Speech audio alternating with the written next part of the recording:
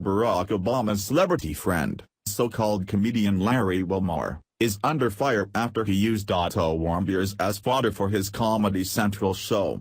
Laughing, Whitemore found it funny that Warmbier was facing 15 years of hard labor in North Korea and called him just a stupid white boy for getting arrested by the communist regime. Obama also weighed in on the University of Virginia student's death, and his response will make you sick. The far left is out of control following the death of Otto Warmbier. Larry Wilmore, a racist African-American comedian, ripped into Warmbier last year in one of the most horrendous displays of racism most people have ever heard.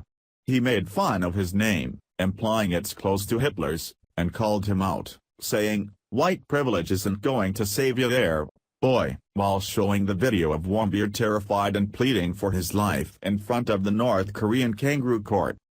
It went on for 8 excruciating minutes, full of crude remarks, and now that Warmbier has passed away, Wilmore has zero to say. There's been no apology to his family, and the Comedy Central website still has the video posted. Unfortunately, Wilmore is not alone. The idiots at Huffington Post are just as disgusting, with their article titled "North Korea Proves Her White Male Privilege is Not Universal." Below is a test of that HuffPo piece written by a Black Lives Matter devotee calling herself Lasha. This will leave you sick.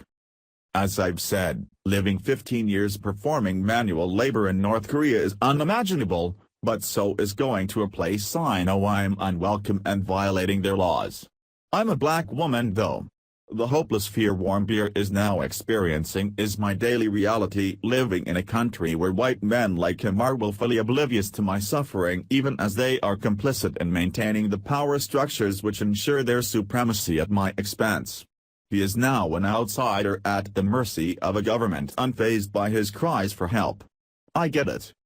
Then we have Affinity magazine, a bunch of hostile black feminists who express their inhumanity by saying, "Watch whiteness at work. He, Otto, wasn't a kid or innocent. You can't go to another country and try and steal from them. Respect their laws." But that wasn't all. Another tweet said, "North Korea, a socialist country, killed an American because he stole a poster. Socialism kills humanity. Don't let it come here." This was the response Barack Obama got his feelings hurt after the Warmbier family blamed his administration for not working to get their son out of North Korea. However, the former president couldn't be bothered with speaking himself. Instead, he sent his lackey spokesman out to deliver these words: "During the course of the Obama administration, we had no higher priority than securing the release of Americans detained overseas. It is painful that Mr. Warmbier was not among them, but our efforts on his behalf never ceased, even in the waning days of the administration." What a pile of crap. What do the plight and brutal death of Otto Warmbier have to do with race? Obama pushed the Black Lives Matter narrative, using race as his backdrop for everything he did. He polarized this nation. Now, everything that happens, even the death of a bright, hopeful, young American, is politicized as a race issue by the left. Those racists are not patriots, they are traitors, and their sick message must always be called out as a message of hate, or we will never make America great again.